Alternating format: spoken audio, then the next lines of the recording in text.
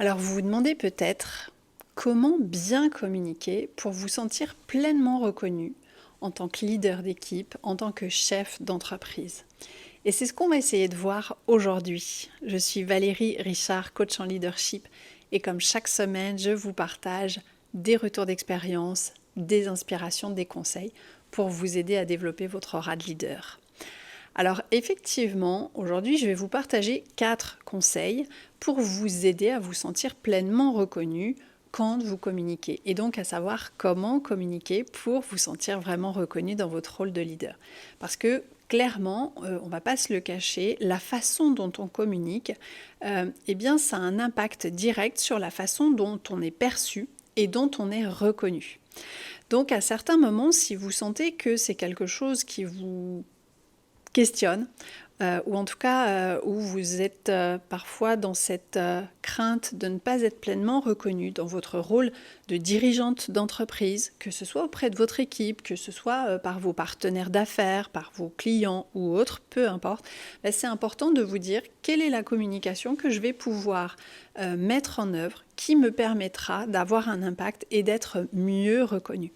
Donc le premier conseil que j'ai envie de vous proposer, c'est de développer une communication qui soit claire et assertive. Alors, quand on parle de communication claire, il faut que votre message il soit précis, il soit spécifique.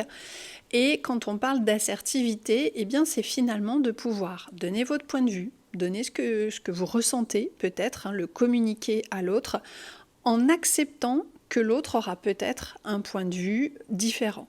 Donc l'idée, c'est pas d'imposer votre point de vue à tout prix, mais c'est plutôt de se dire, ok, je suis d'égal à égal avec mon interlocuteur, on travaille ensemble ou on échange d'adulte à adulte, et donc je peux faire valoir mon opinion, mon avis, je peux faire valoir mes besoins de manière très claire, précise, et c'est pas pour autant que je vais soit chercher à dominer l'autre ou au contraire à me mettre en posture un peu inférieure. Donc ça, c'est important, cette notion d'assertivité, parce que ça va vraiment vous éviter les ambiguïtés déjà, à vous exprimer de manière directe.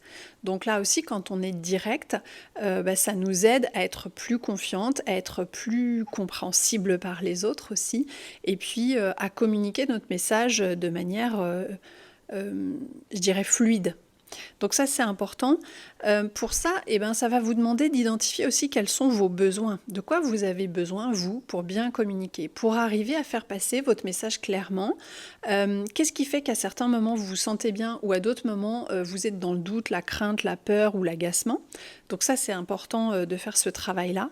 Et puis aussi de se dire, tiens, finalement, comment est-ce que je fais pour atteindre mes objectifs et faire atteindre les objectifs à mon équipe.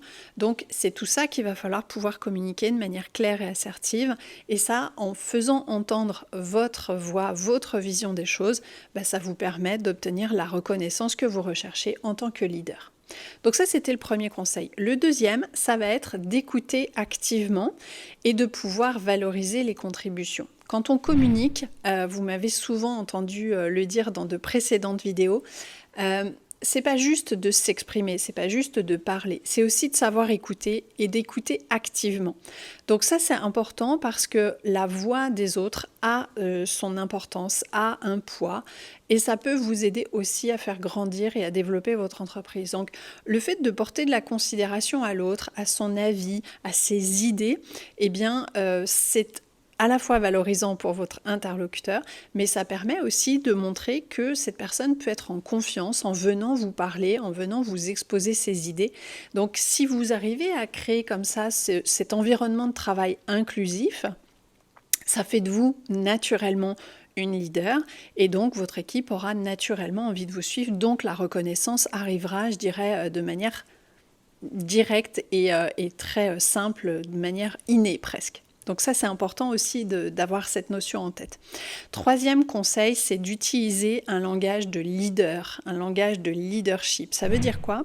En tant que femme, chef d'entreprise, il faut pouvoir vous affirmer de manière puissante, j'allais dire, dans les mots que vous utilisez, dans l'intonation aussi que vous utilisez. Si vous êtes en mode craintive et que vous minimisez votre propos en utilisant des termes comme un petit peu, je voudrais bien que tu fasses un petit peu plus d'efforts, ce serait bien que tu sois un petit peu plus précis, etc.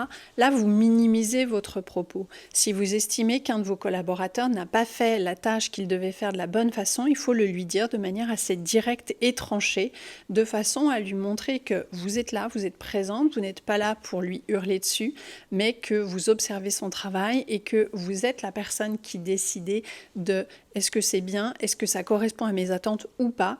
Et si ça n'est pas le cas, eh bien de pouvoir le lui dire clairement, c'est super important.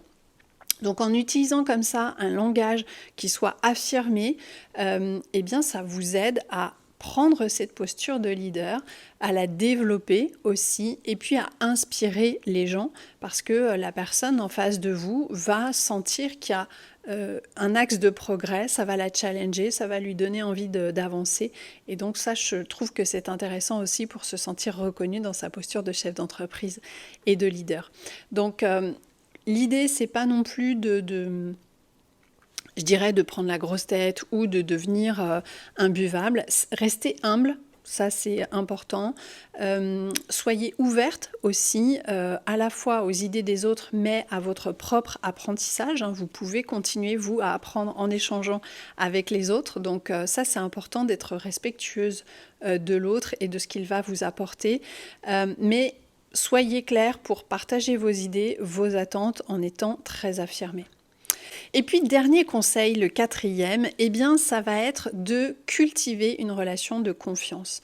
Encore une fois, si vous avez des liens authentiques avec votre entourage, les membres de votre équipe, vos partenaires d'affaires, etc., ça donne cette impression, ça donne cette image de personnes confiantes, affirmées, et donc ça vous permet d'être reconnu.